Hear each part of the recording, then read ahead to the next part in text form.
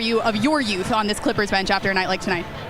Man, these guys, I mean, I'm not old, you know, but they make me feel young, man. They push me. We work together. We all remember prime James Harden, the unguardable player that ran pick and rolls and dissected every defense and made them look silly. And if he didn't turn to his playmaking, he would just hit you with a step back and nail three-pointers. But last night against the Wizards, we all got a glimpse of prime James Harden. Thanks to BetUS for sponsoring today's video. And we're going to be breaking down every aspect of James Harden's game so far with the Clippers and how he's basically carrying them to a solid record in the Western Conference. As we know, James Harden is amazing at the pick and roll. But the problem is, when you get a screen from Ivica Zubac and come off it and there's no double teams, well, he could just finish over you like you're not there. We also know that Harden is very deadly in the transition and he's known for his in and out move when he brings the ball down. So now when he brings it down,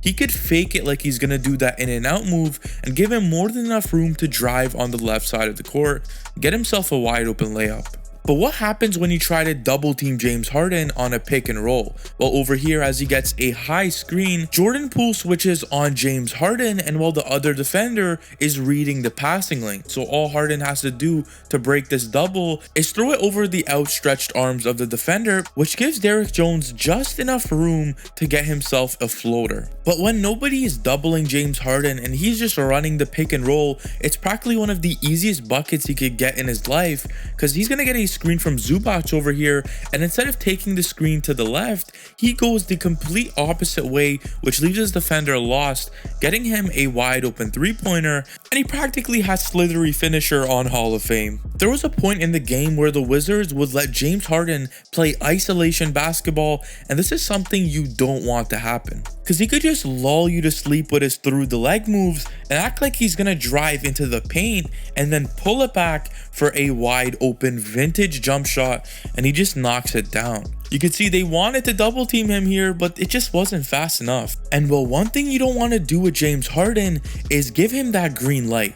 That green light to get the ball again in isolation and go through the legs once again, lull you to sleep, but this time drive right by you and finish over Jonas Valanciunas. The Clippers also ran a pick and roll to get a lot of mismatches for James Harden, and over here they set him a screen to get the more favorable matchup in Corey Kispert on James Harden, and once this happens, he goes to that through the leg move again, puts you to sleep, and then hits a step back. It's just something that you can't guard, because either he's going to step back and hit the three, or he's going to go right into the paint. This reminded me of prime James Harden because there's literally nothing you could do about it. Harden just going to go at every single player like he did against the Wizards, go to the wing, and once he knows that he has an isolation opportunity, he just does that same through the leg move and steps back for the three.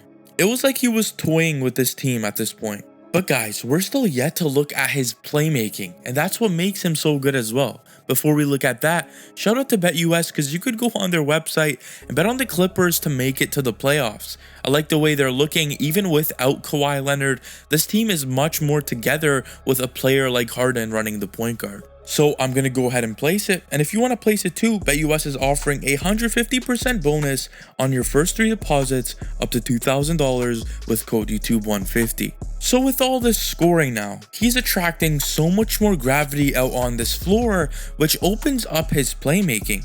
And over here, as he's getting a screen from Obamba, he can see he's being double teamed. So James Harden waits a little bit until Bamba is in the paint and gives him a nice bounce pass, which leads into an easy floater.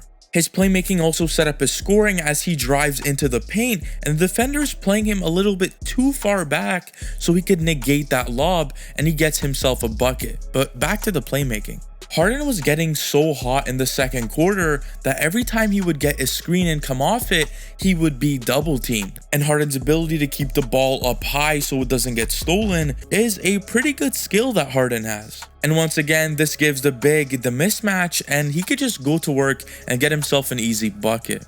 But if you thought those plays were crazy, wait till you see this next one, because this was the highest IQ play of the entire night.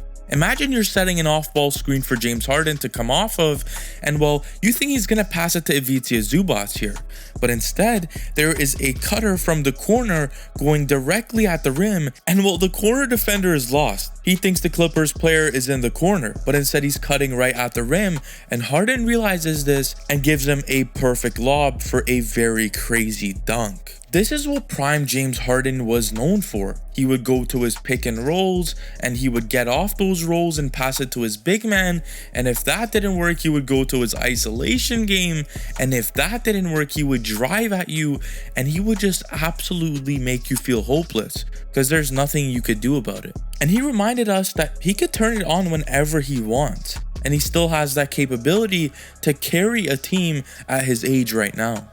And James Harden says it time and time again that he is the system, and he is the system because he's bringing this Clippers team to the 6th seed in the West without a player like Paul George and Kawhi Leonard on the team. And don't get me wrong, the Clippers also have other players stepping up like Norman Powell, who has been turning into an absolute crazy 20 points per game bomb that just turns up every single game.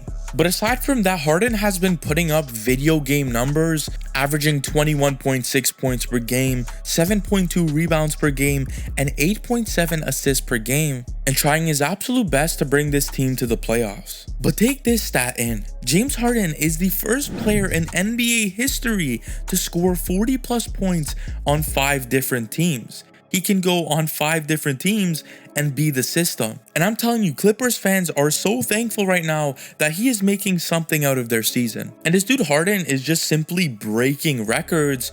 And at the halftime of this game, he had 30 plus points. And he passes Kobe Bryant for the most halves with 30 plus points in NBA history. Just a flat out bucket. And with all this controversy surrounding Kawhi Leonard, James Harden is more focused on this team besides Kawhi Leonard coming back to save the day. And here's what he had to say about that. You want me to say it so bad. I don't care what people think. We don't care. It's not fun that you're on. You guys are a Kawhi away from being able to really make some noise. Yeah, we haven't even thought about, like, honestly, like, Kawhi's going to be ready when Kawhi's ready, you know. And we got things that we got to control and figure out. We're not as talented as everybody, so we got to focus on every game, but like literally break it down from possession by possession to... You could see Harden only cares about this team right now. He's not really focused on Kawhi coming back, and he's doing everything in his power, like dropping 40 points to go ahead and win games. Hopefully we could see more of this out of James Harden. And if you guys enjoyed today's video, make sure you hit that like, hit that subscribe. We're almost at 20k subs. Thank you to BetUS for sponsoring today's video. And that's been all for me. I'll catch you legends in the next one.